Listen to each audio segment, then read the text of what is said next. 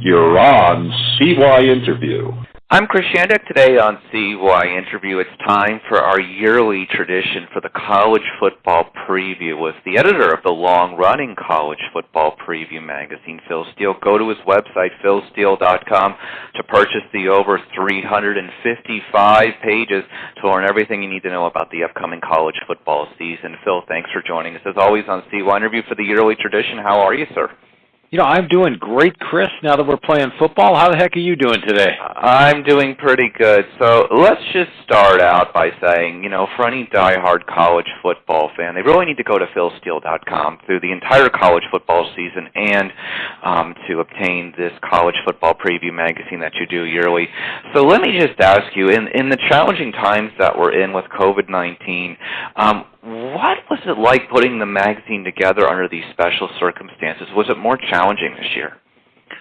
A lot more challenging than any previous year. And, the first thing it affected, Chris, was you go back to March. We had already put 4 months of work into the magazine, and then Ohio got shut down. So I wasn't even able to bring the staff into work. I was toiling in an empty office for 2 months, and that put the date we released the magazine back. We normally send it to the press the end of May. We didn't send it to the press until the start of July this year.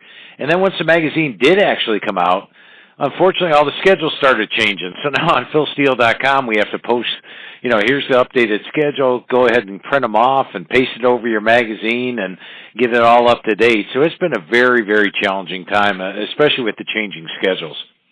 Well, here's what I'm going to ask you. As the days and weeks go on, the only thing that we know for sure is that the college football season is here, but there are a lot of moving pieces literally occurring daily. Whether every school plays or not, do you think we are going to crown a national champion this year? What do you honestly see as someone who tracks this stuff daily? Absolutely. In fact, if you go and take a look at my top 10 Heisman contenders for the year, even with the Big Ten, the Pac-12, the Mountain West, and the MAC, all opting out, not playing this year, and us down to 76 teams, 8 of the top 10 Heisman candidates are still playing football this year. The majority of my top-rated teams are still playing football this year. And I think if you get through an SEC season where you're playing 10 SEC conference games and get through that and somehow win the national title or the ACC with Notre Dame added or the Big 12, you deserve the national championship. I think if we play the entire season, like I hope we will, yes, there will be a true national champ at the end of the year, even though in my magazine I picked Ohio State number 1, and they're not playing football this year. But if you had to guess, there's still ongoing daily discussions. Do you think that there's any chance that either the Big Ten or the Pac-12 will join in for this season, or both? They would have to come in early. If they show up like the commissioner of the Big Ten is saying, maybe after Thanksgiving. Well, if it's after Thanksgiving, the college football season's almost done. We'll crown a national champ. We'll have a Heisman winner. Yeah, maybe the Big Ten could play the Pac-12 in the Rose Bowl for their champion at the end of the year, but really it would be anticlimactic at that point. If they did join, it would have to be early October or in October where they can get the schedule in and be part of the playoff system. Well, I think the Big Ten was talking about possibly joining in early October, so that's why I bring up the point to you. So your basically point is that if they're not here by the first or second week in October, then just write this whole thing off. Yeah, basically, that's what I would think to do with it, because the other season will be well underway, and it's going to be tough to play catch-up at that point. From a historical standpoint, does this college football season almost feel like a throwback to earlier eras when college football was more historically regional? Yeah, it's very much so this year, and having the conferences go all conference games and losing some of our major marquee non-conference games like we had lined up, like Ohio State was supposed to travel out and face Oregon, Michigan supposed to travel out and face Washington, USC was supposed to play Notre Dame. You had a lot of those big games like that, and they're not going to happen this year. I would agree, and and we'll see. We're seeing more, the non-conference games are more bus rides than plane rides, so I think it does feel more like that. So with the 70-plus teams who are guaranteed to at least start the season, give me your top 4 teams you think will fare well under these special circumstances. Well, not really going out of the box here with the top 3, Chris. I'm going to say Clemson, with Trevor Lawrence and Travis Etienne, and wins the ACC this year, although they're going to get much more competition than they have in the past years. I went with Alabama out of the SEC. How's that for taking a risk? And then the other one would be Oklahoma out of the Big 12. Now, none of those three are locked into that. In fact, you've got in the SEC, I think your top challengers, Texas A&M, Georgia, and Florida. In the Big 12, your best challengers are Texas and Oklahoma State. And in the ACC, look for North Carolina, Notre Dame, and maybe even a Miami of Florida to all challenge them. But I think those three are my top three right now. And then my number 4 spot for the playoff, I went a little out of the box here, Chris. I took UCF. And when you look at UCF, they're coming from the American Conference, which last year I actually rated the American Conference the 5th best conference in college football, ahead of the ACC, which tells you the respect level I have for the kind of football they're playing in the American. Now, if UCF was to run the table and win the American Conference, and you look at all the other conferences, and they all have teams, they're second-place teams with 2 or 3 losses.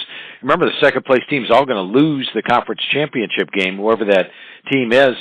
So if you have teams with 2 to 3 losses, UCF undefeated at the end of the year, I think UCF can sneak into the playoff. Yeah, that's a really interesting circumstance. I like that analysis. Do you think with the possibility of very smaller crowds, or maybe even no crowds at all in many of the stadiums, that could impact some of what we see on the field this year? Absolutely. You know, the home crowds in college football are a huge part of the home field edge, in my estimation. The noise they make makes it difficult for the offenses to go on varied snap counts, especially when the crowd's deafening. Really helps the pass rush off if you're the defense, because you can anticipate the snap counts better. And, of course, the noise and the emotion that comes with that home field edge. I think a lot of that will go by the wayside. I think, Chris, if you look back historically, this year we may see more road teams win than ever before because of the lack of crowd noise. Will this also be a tough year for first-year coaches, given the unusual circumstances we are dealing with? Yeah, you hit it right on the head, Chris. I think it's going to be extremely difficult. And I'll give you an example. I talked to 110 of the 130 head coaches out there this year. And when I'm talking to an experienced head coach with an experienced team, I say, boy, coach, what a tough break. No spring. And they'd be like, you know what, Phil? We had our winter conditioning. We were prepared for spring practice to start. Yeah, it's going to hurt that redshirt freshman that wanted to vault past a junior and get into the starting lineup. But overall, you put the football on the field, we'll be ready to play. Now, conversations with first-year head coaches that didn't have a spring practice. Phil, I've never even seen these players out on the field. I'm still trying to learn who they are, and generally a coach likes to come in and learn the players and build things, and especially when you're implementing new systems. I can see a lot of the first-year head coaches definitely struggling. So experienced head coaches, experienced quarterback, experienced teams, I think will fare far better this year than they have even in the past, which has been pretty good. And first-year head coaches, I think, really struggle, especially with the inexperienced teams who are trying to implement new systems, like Mike Leach at Mississippi State, trying to implement the passing offense where they had been primarily a run-based team. Absolutely understandable. So looking at this situation, let's talk about a few teams. We've already mentioned all the big dogs in Central Florida, but what do you think about Notre Dame's special circumstances this year? I love it. I mean, Notre Dame, first of all, they do not want to join a conference, but this year it was just the perfect marriage with them and the ACC. Notre Dame needed to add games to their schedule. A lot of the conferences were closing out games on schedule. Here, the ACC welcomed it with open arms and said, we'll give you the full 10-game ACC schedule, which really helped out Notre Dame. And for the ACC, it's been a conference that hasn't got a great reputation in recent years. I mean, let's face it, Chris. Last year, the ACC was Clemson, a Grand Canyon, and then, I don't know, who's the second-best team last year? Very good. Very good. I like that, yeah. You'd be hard-pressed to come up with a second-place team. Now, this year, I think the conference is much improved, and adding a team like Notre Dame, I think, helps the prestige of the conference. So, really, this was a win-win situation for those two schools, or for the school and the conference. We're going to talk about, and we've already mentioned them, but I mean Alabama, LSU, Georgia, all these teams we all expect to be competitive in the SEC, but you also brought up Texas A&M and Florida. What do you think about these two teams? Can these two teams go 9-1 in a 10-game schedule? Could they even go undefeated, in your opinion? I think both have that opportunity, yes. Florida's got the veteran quarterback, the veteran head coach, a very solid defense, and a manageable schedule. I think if you look at the schedules in the SEC, Florida pulls up one of the more manageable schedules out there, so it's a big advantage for them to have. And then with Texas A&M, I just look at the way Jimbo Fisher's been building this team. Going back to my conversations with him each of his 3 years, he's now got 3 recruiting classes under his belt. And last year when I went over the team with him, the thing that really jumped out to me was, A, they had very few seniors on the team. And so the majority of them are back this year, including their quarterback, Kellen Mond. And then B, they played a killer schedule last year. They took on number 1 ranked Clemson, number 1 ranked Alabama, number 1 ranked LSU. Who the heck plays 3 number 1 teams in the same season? Plus number 4 Georgia and number 8 Auburn. Well, this year, the schedule's not easy. It's still up there in the top 20 of schedules, but it's easier. They're not going to play 3 number 1 ranked teams this year. So with a veteran team, a better schedule, I think you're going to see Texas A&M be the main contender to Alabama in the SEC West. Yeah, I mean, you've got Florida versus Texas A&M in the third week of SEC play. That's going to be definitely a game worth watching for sure. Absolutely. That should be, and we'll find out which one of those 2 teams is really going to be the one that challenges. So what about Texas this year?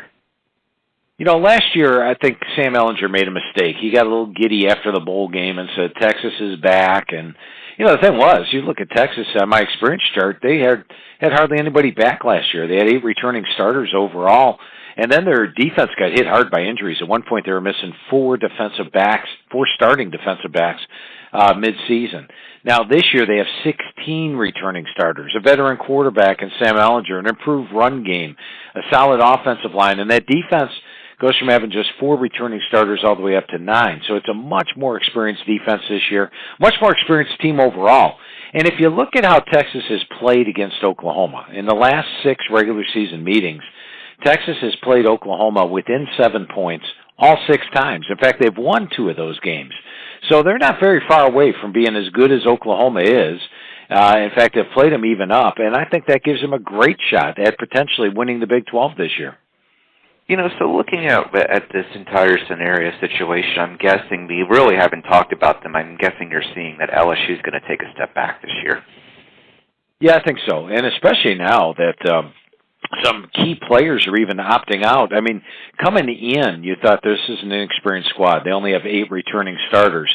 But at least they've got some star power. Players like Tyler Shelvin up front at nose tackle, nickelback Kerry Vincent, they're both back. Oh, nope, they both opted out. They're both gone. And how about Jamar Chase? He was headlining my number 1 rated receiving corps in the country. Jamar Chase had 1,760 yards receiving last year, 21.2 yards per catch. Heck, with him back, they got a shot. Well, guess what? He opted out. So now you lose 3 of your top players from a team that only had 8 returning starters. Now they have 5 returning starters from last year. They're up the conference games to 10. The one advantage they have, they play probably, if you look at the SEC rankings, they play the bottom 6 teams in the SEC. They play Mississippi State, and Arkansas, and then the bottom 3 teams from the East this year. But other than that, I think LSU will clearly take a step back, especially when they're playing the big boys. Okay, so here's, speaking of that topic, so now let's look at this. It is September 3rd. The college football season is kicking off tonight on a Thursday. Here's what I'm going to ask you. At this moment in time, with what you know, which team is most impacted by losing players who are not playing right now, who are going to be playing this year? Yeah, I would have to go with LSU as that team. And, you know, Coach Orgeron has said this may not be the end of it. Some other players are considering opting out. So I think when you had an inexperienced team to begin with, at least they had some stars returning, and now most of those stars are not returning. I think LSU will be that team that has the biggest impact from the opt-outs. Okay, so now let's look at some logistical questions. With teams playing less games, can you break down what you know right now at this moment on September 3rd about the bowl season and the playoff season? You know, I personally think the playoff season will be just fine. I think if we get 3 conference championships or 4 conference champions playing at the end of the year, we will have ourselves a heck of a playoff. So I'm pretty excited about that. Now, the bowl season, that's my one biggest question mark I have with this upcoming year, Chris, because let's face it, bowls, their main thing is to attract fans into the stadium.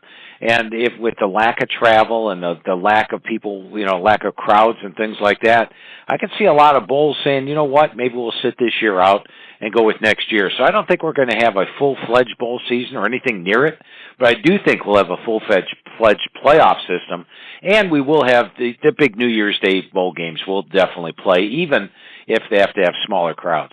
So I think what we're basically saying is we're going back to an earlier period in college football where there were literally 8 to 12 bowl games, and it was really more of a privilege to play in a bowl game than not be in a bowl game. Yeah, do you remember when the Big Ten had a rule where, number one, only one Big Ten team played in a bowl each year, and number two, you couldn't play in 2 consecutive games? I mean, that was something where, I grew up in Big Ten country. Just getting to a bowl game mean you had to be the champion of the Big Ten Conference, and you got to play in the Rose Bowl, and that was it. Yep, 3 last ones for you. Player you're most looking forward to watching this year, and is that your pick to win the Heisman, or is it somebody else?